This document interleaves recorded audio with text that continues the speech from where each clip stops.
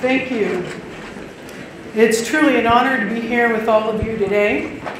And given that I am a storyteller, I thought I would start with a story. And given that I'm here to talk about gender, I thought I would start with my gender story. And because who doesn't like to share their awkward elementary school photos, I brought those with me today. Because nothing tells a story like a photo. I am really hoping, though, this catches on. Maybe Secretary Clinton tomorrow will come with her childhood photos. Governor Patrick might come with some photos. I'm pretty excited about seeing if this is a wave that will catch on. So, this is me in 3rd grade. All of the pictures that precede that look pretty much the same, except my hair was longer. I got it cut that year because I played a lot of sports, and I finally had it with that. And the headbands that my mom insisted on. And so that was last year of that. And the next picture I want to show you is my 4th grade picture. And you might wonder what happened between those 2 years, because clearly I look different than I did. And the difference really was the school changed its dress code. It's that simple. Even today, when I look at that picture of me in the 3rd grade, I really don't see myself. But in 4th grade, I do. Now, what you can't tell from that photo is that fake silk shirt I have on in that 4th grade picture was really actually pretty happening. I felt amazing in that picture. It was polyester at its finest, without a doubt. And at this point, when the school changed its policy, I went to my mom, because all decisions went through my mom. And I said, you know what, I really have had it with the dresses and the headbands. I want to pick up my own clothes. And she was concerned. I think she was a little worried about what kids might say at school, but I think she was also, knowing me, was a little worried about my fashion choices. But eventually she said, okay. And the only condition she had was that I still had to buy my clothes at Sears because my grandfather worked there and we got an employee discount. So I did that. And I was lucky in a lot of ways in elementary school because I was a pretty popular kid, so I didn't experience a lot of bullying that other kids did. But it was still a difficult and confusing time as I tried to figure out how to fit into society's ideas of what it means to be a girl. I knew I was expected to conform, but I didn't know how to without denying parts of myself, without shutting down whole aspects of who I was and leaving those behind. And I was aware even then that I wasn't the only one that had to struggle to fit in, but most people seemed to be able to make do in the boxes that they were given, but I found those boxes incredibly suffocating.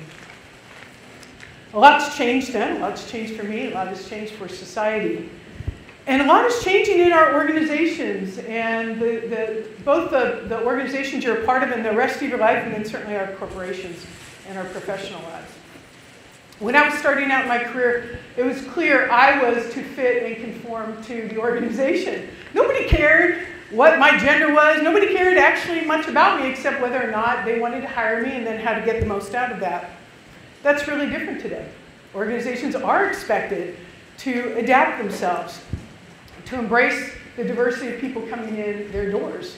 Millennials, of course, are driving a good part of this, and much of our corporate work starts with this thing, what about those darn millennials in one way or another, right? And the changes that are coming because of that.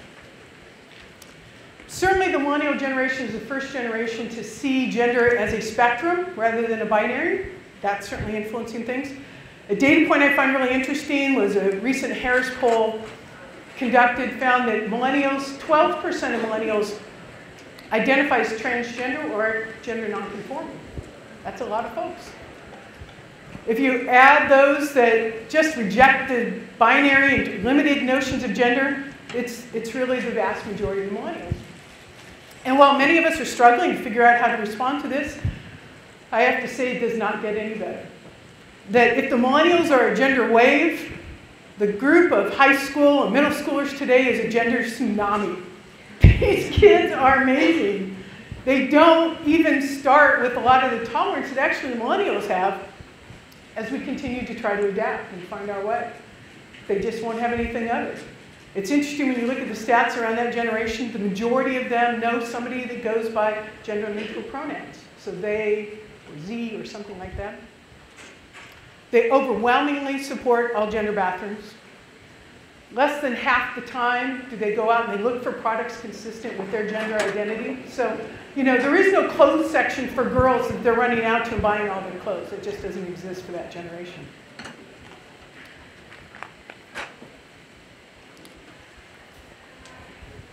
It's not to say that today's youth and young adults aren't affected by the limitations of gender. They are. The difference is they're likely to push back. The other difference is their parents are likely to push back. It's interesting to me, I got a call from one of the ERGs that was looking for us to do some sort of gender work in the organization, basically a brown bag around gender literacy. And there was a Pride ERG. And the head of the Pride ERG said, what's been most transformative about their ERG is that it went from being primarily led, this was an LGBTQ ERG, by gay and lesbian folks, to being run by the parents of gender diverse kids. And that's not that unusual anymore. So change is here whether or not we're ready.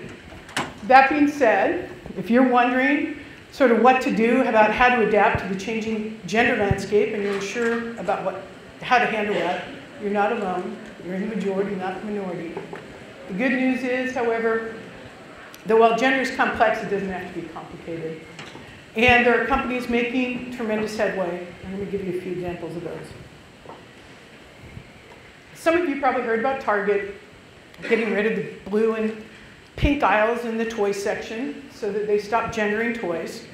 They also came out with a new home product line for kids, and they expect that that will help double Target sales of kids' home goods within 3 years. Brands are including boys and men in ads for products that were once exclusively marketed to girls and to women, and vice versa. In one example of that, Hasbro, which has been eliminating gender-based marketing for some time now, realized things like 30% of their global TV audience for My Little Pony is boys. Right? Surprising, but only because we weren't asking the questions. Because we've been telling people who our products are for instead of allowing them to buy our products. I remember a story, unrelated, but there was a story a while back about a kid that wanted to buy some clothes at a shop that some of you may know called Justice. It's a Justice for Girls. It's a girls' clothing shop. And they reported on all the machinations they went through to just talk to the manager of the store to see if it's okay if their child, who was a boy, could come and buy some clothes there. When our customers have to ask us whether they can buy their products, we're doing something fundamentally wrong. Right? When they don't know that, yes, we want to sell them every product that we have, and happily so, then we're inserting some gender messaging in there that's getting in the way of not only our business success, but what our consumers need. MAC Cosmetics, Sephora, and CoverGirl, other beauty companies have also degendered makeup and other products, choosing models that represent the full gender spectrum. There are significant financial benefits companies experience in rethinking gender. Some of those benefits are certainly improved recruitment and retention of employees as people want to work at organizations that are inclusive and forward-thinking. We get access to new and expanded markets as we reconceive who our products and services are for and how we communicate this to our target audiences. This sort of gender inclusivity affects everything from product development to how we train, sell, support, and distribute our products and service. And those of you who meet these demands will reap significant economic gains. When many of us talk about gender, though, in our organizations, we think of issues related to pay equity, gender representation, management, and sometimes what are we going to do about the bathroom situation, as all gender bathrooms become increasingly asked for in our corporations. And these are critically important indicators of organizational health. But they're not the end goal. They're metrics. They're measures. The real opportunity at stake, I think, in the gender conversation is unlocking human potential for all of us. You're here this week because you care deeply about solving the critical challenges of our day. That's why I'm here too. The solutions needed in our companies and in our society require new thinking and approaches. To generate that, we need all of us to bring our full selves to the table, to reclaim the parts of ourselves that we've left behind. We assign gender not only to colors, but to ideas and to feelings. We cannot constrain ourselves in one area without constraining ourselves in other areas as well. And as we try to fit who we are expected to become, or who we are expected to be, we become less of who we really are.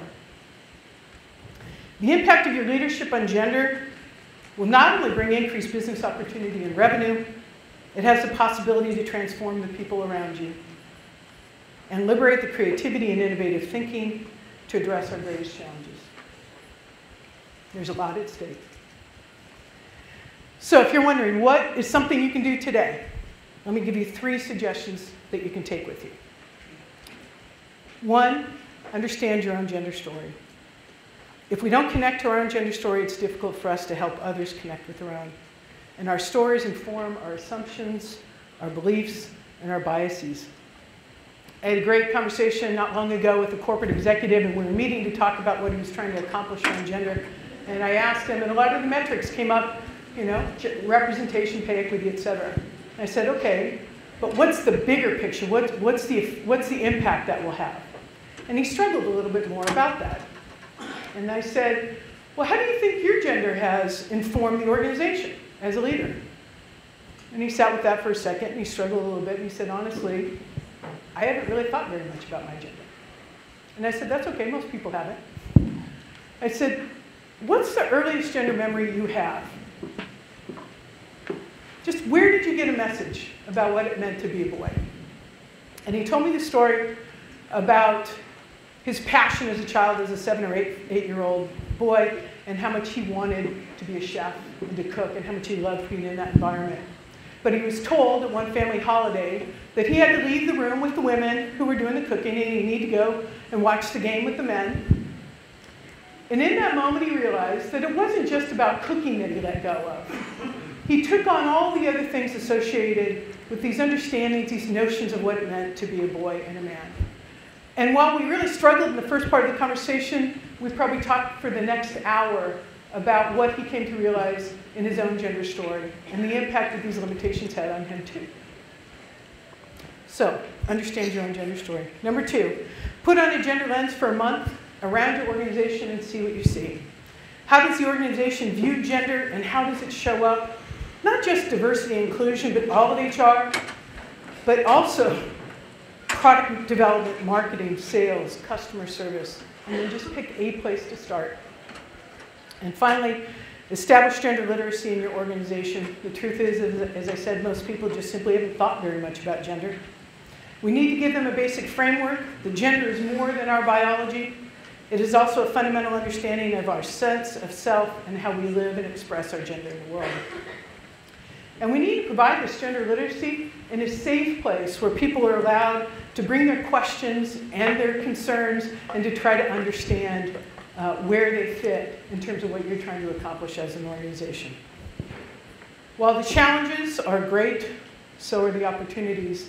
I wish you all well as you try to navigate these new understandings of gender. Thank you.